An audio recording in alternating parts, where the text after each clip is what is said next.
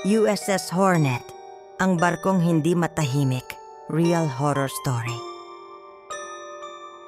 May mga lugar sa mundo na kahit tahimik, pakiramdam mo ay may nakatingin sa'yo. Mga barkong minsang naging saksi sa digmaan, kamatayan, at pagdurusa ng libu-libong tao. At isa sa pinakakilalang haunted ship sa buong mundo ay ang USS Hornet, CV-12. Isa itong barkong pandigma ng Amerika na hanggang ngayon, sinasabing hindi pa rin iniiwan ng mga kaluluwa ng mga dating tripulante. Ang USS Hornet, CV-12, ay isang napakalaking aircraft carrier ng US Navy na inilunsad noong 1943, kasagsagan ng ikalawang digmaang pandaigdig. Hindi ito ang unang USS Hornet.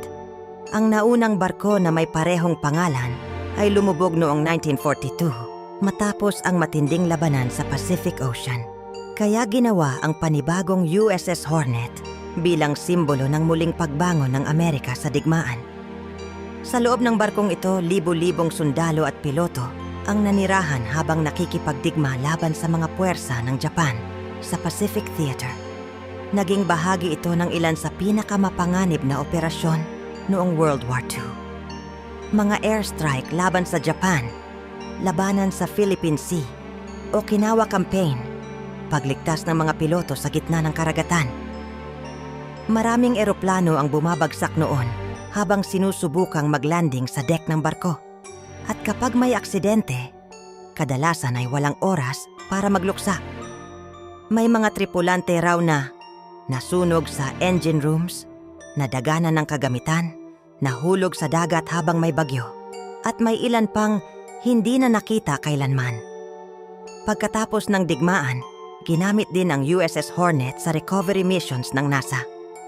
Isa ito sa sumundo sa mga astronaut ng Apollo missions matapos silang bumalik mula sa buwan. Kalaunan, naging museum ship ito sa USS Hornet Museum.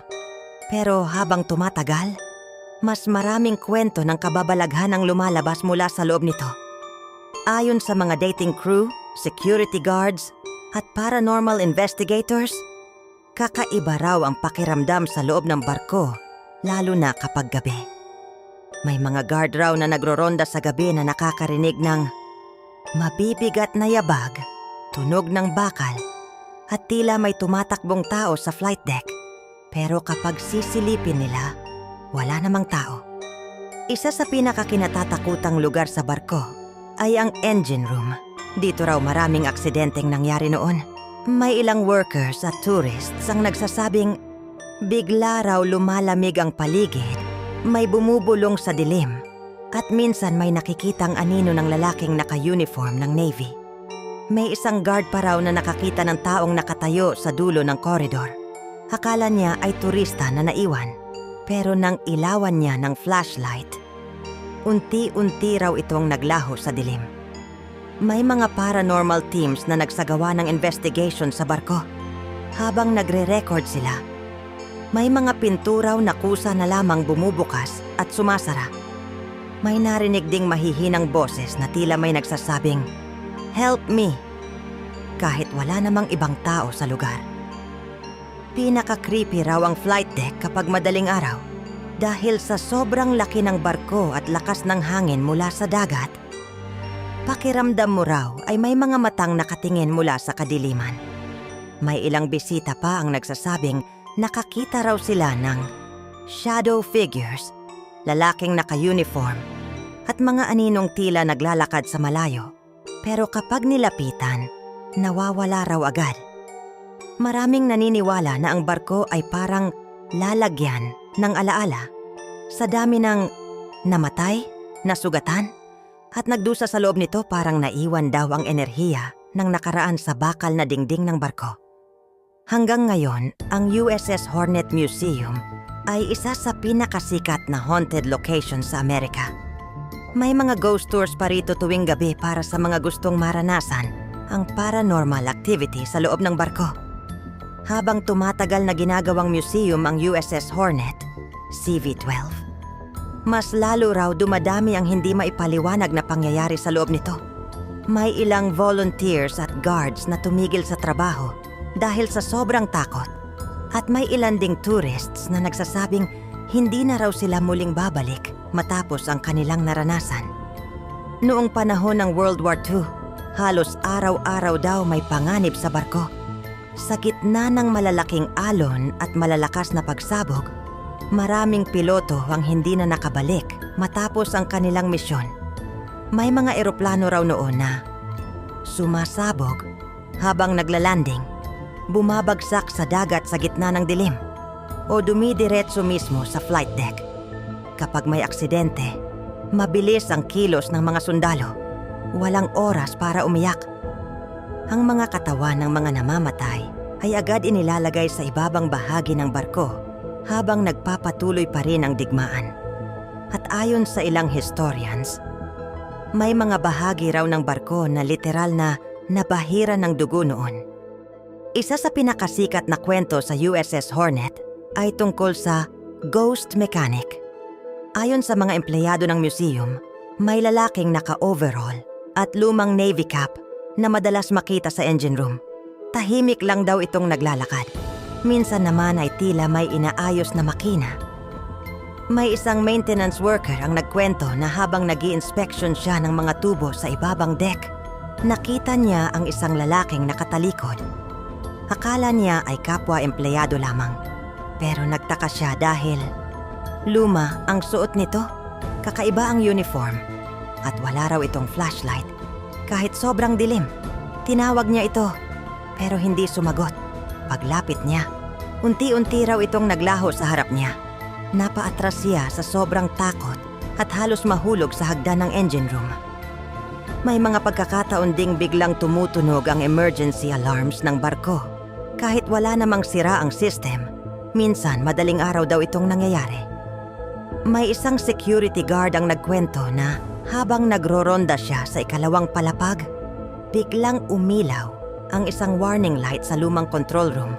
Kasunod nito ay narinig niya ang tunog ng mabibigat na paa, metal chains, at tila sigawan ng mga sundalo. Parang may emergency raw na nagaganap. Pero nang buksan niya ang pinto, sobrang tahimik ng buong kwarto. Wala ni isang tao. At ang mas nakakatakot, nakapatay pala ang kuryente sa bahaging iyon ng barko. Noong isang ghost tour, may grupo raw ng visitors na naglalakad sa flight deck bandang 12:00 ng gabi. Mahangin noon at makapalang fog mula sa dagat. Habang kinukuhanan nila ng video ang paligid, may napansin silang anino ng isang tao sa malayo. Nakatayo lang ito malapit sa gilid ng barko. Ayon sa guide, bawal na raw may tao roon dahil delikado. Tinawag nila ang lalaki pero hindi ito gumagalaw, kaya nilapitan nila gamit ang flashlight. Pero habang papalapit sila, unti-unti raw itong naging manipis na anino hanggang tuluyang mawala sa harap nila. Pagkatapos noon, biglang lumamig ng sobra ang hangin sa deck kahit hindi naman ganoon kalamig kanina. May ilan sa grupo ang agad bumaba dahil nanginginig na raw sila sa takot. May ilang paranormal investigators ding nagsabing nakarinig sila ng kakaibang boses mula sa lumang communication room. Habang naka-on ang recording devices nila, may nahuli raw silang mahihinang salita na parang, "Man overboard. Help! Incoming aircraft." Mga katagang karaniwang ginagamit noong panahon ng digmaan. Ang nakakatakot, wala namang ibang tao sa loob ng barko ng gabing iyon. Ayon sa ilang empleyado, may isang bahagi raw ng USS Hornet na bihirang puntahan kapag gabi. Ito ang dating medical area ng barko. Dito dinadala noon ng sugatang sundalo, mga nasunog, at mga hindi na umabot ng buhay. May ilang visitors daw na bigla na lang nahihilo pagpasok doon. May iba namang nakakaramdam ng matinding lungkot at kaba kahit walang dahilan. At may ilan ding nagsasabing may naririnig silang iyak sa malayo kahit walang tao. Sa bawat bakal na dingding ng USS Hornet, tila nakaukit pa rin ang sakit at takot ng nakaraan. Isang barkong minsang naging simbolo ng katapangan, pero para sa iba, isa rin itong tahanan ng mga kaluluwang hindi matahimik. At habang patuloy itong nakadaong sa katahimikan ng gabi, Marahil ay may mga matang nagbabantay pa rin mula sa dilim ng lumang barko. Mga matang hindi na kailanman nakauwi mula sa digmaan. Ang USS Hornet, CV-12, ay hindi lang simpleng barko ng digmaan. Isa itong lumulutang na alaala ng takot, sakripisyo at kamatayan. Sa bawat kalawang na bakal nito, tila nakatago pa rin ang mga sigaw ng mga sundalong hindi na nakabalik sa kanilang pamilya.